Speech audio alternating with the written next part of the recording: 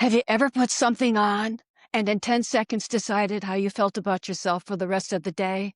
A pair of jeans, a dress, a new blouse that still has the size number on the tag, and suddenly your confidence rises or drops. Nothing else about you changed in those 10 seconds. Not your intelligence, your kindness, your wisdom, just the zipper. So when did your worth become a dress size?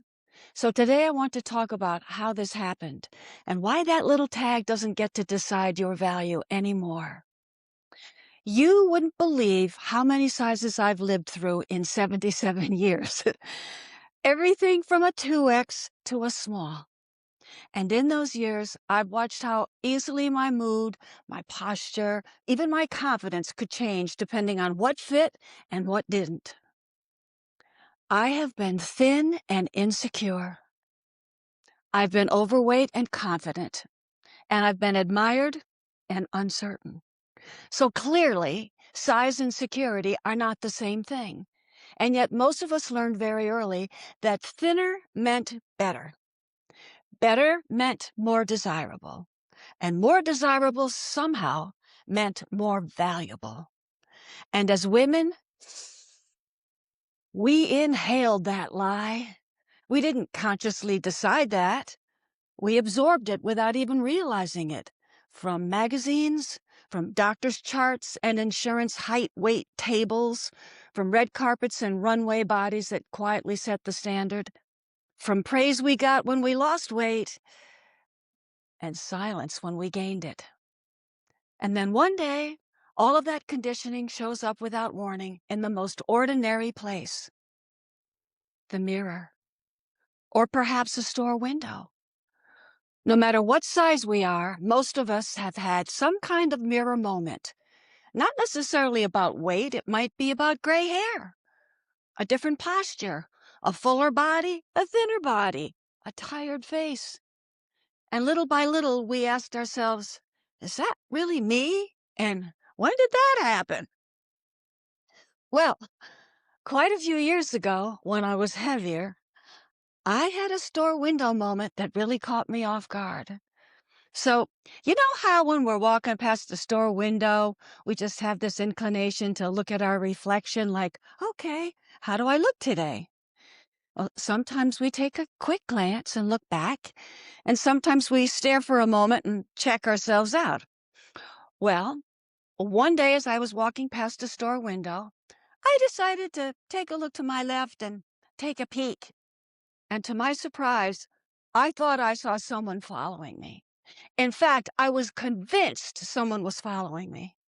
So I looked again, and I was being followed.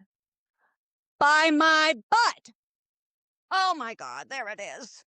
I didn't know if I wanted to laugh or cry. I probably did both. But that's when it hit me. Nothing about that reflection changed who I was. It didn't change my wisdom, my compassion, the strength it took to survive parts of my life, or the love I've given all these years. But it changed how I felt. And that right there is the problem. Not the body, not the size, the meaning we attach to it. So somewhere along the way, we as women started confusing appearance with worth. And when you confuse those two things, every mirror becomes a verdict. And the number on a clothes tag becomes a Debbie Downer. But here's the truth. A mirror only reflects shape. It doesn't measure value. But we've been trained to react as if it does, which means we have to be the ones to change that kind of thinking. Because let's face it, our bodies are going to change.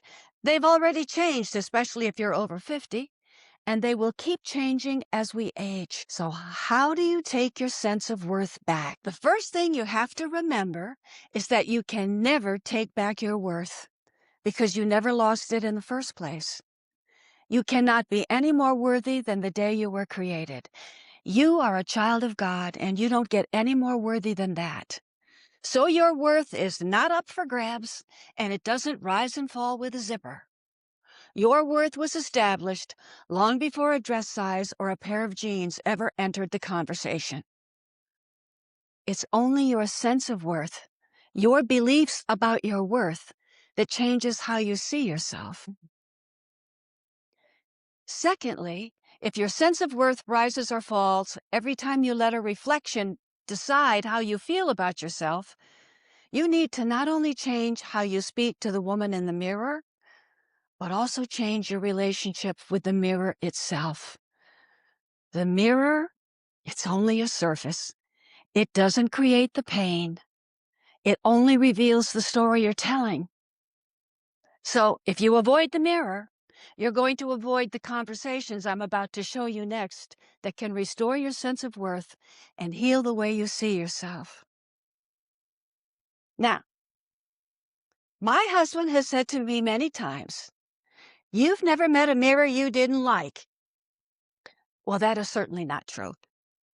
But what he doesn't know is that most times when he walks by and sees me looking in the mirror, I'm talking to myself out loud. And I've done this for decades. And doing this has been one of the most important and life-altering changes I've made to free myself from depending on the size of a piece of clothing to determine who I am and what I'm worth.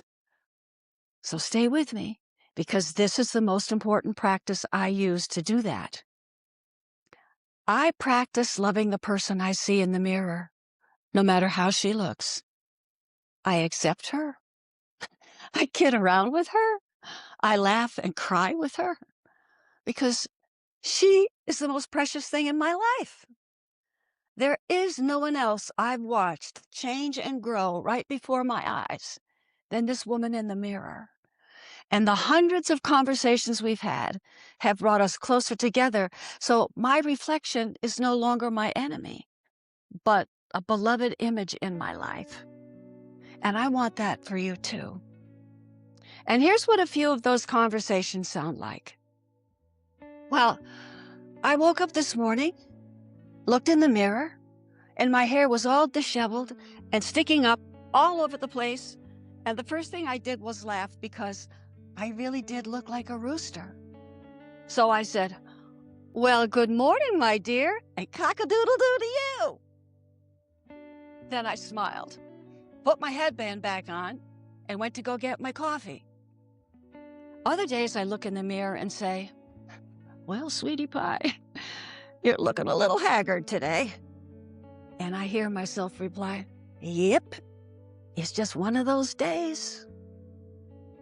Did you notice? There's no criticism, no disgust, no negativity when I see that woman in the mirror. Only unconditional acceptance with a dash of humor. Now here's something I do all the time, and I call it my "you're too cute" dialogue. And I use it for all occasions, whether I want to do something or not. Here's what I mean. I look in the mirror, and I point to myself, and I say out loud, "You know something? You are just too cute to go to work today, but you're going anyway." Or, "You know something?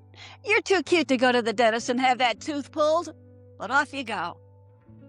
Or, "You're too cute to sit down and pay those bills, but come on, let's get it over with." And no matter what I look like, I feel different, because I've just told a better feeling story.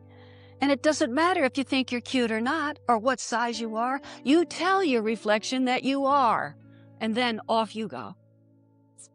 And you know something?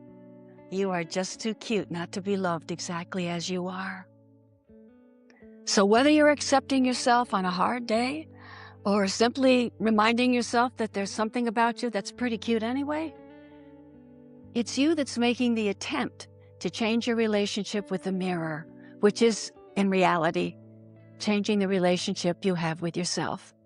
So you see, every little conversation I have in that mirror is an act of love, whether I'm laughing or crying. The mirror is no longer my judge. It has become a place where I practice love. And I would love to see that happen for you. Trying this may feel uncomfortable at first, but the more you practice it, the better you get at it, and the more connected you will feel to yourself. But I will say that the most profound conversations I have with myself in the mirror is when I sit down and talk with my soul. And if you're interested in knowing more about how to do that, let me know in the comments below. I'd love to make a video about that one. So here's what I want you to remember most of all. The person looking back at you is not the whole of you. It's not who you really are. The true being inside you, your soul, never fluctuates its love for you based on what you look like. But here's where we get tripped up. We humans are so identified with our bodies that one of our greatest fears is losing it when we leave this earth.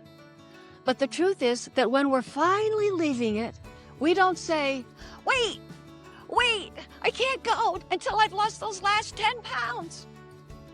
No! Instead, we are done with our physical form and glad to be out of it.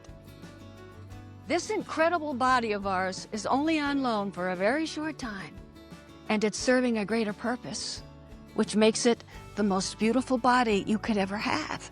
So it deserves to be honored. It deserves to be loved, no matter the size. So the next time you look in the mirror, remember that you're looking at someone who is more than just human. And then talk to this beautiful human as if you're somebody you really love. I loved making this video, and I hope you resonated with it as well. Your comments are important to me because in many ways, you are my mirror. You reflect back to me how these videos land with you. And I'm always grateful when you take a moment to share, like, and subscribe.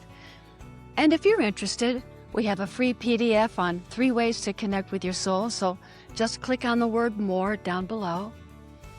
I think you'll enjoy watching the videos in our Practical Guidelines playlist that help you integrate awareness into your daily life, right here. And finally, you might just want to consider this. How about looking in the mirror sometime today and saying this, you know something? There really is no one worth knowing more than you.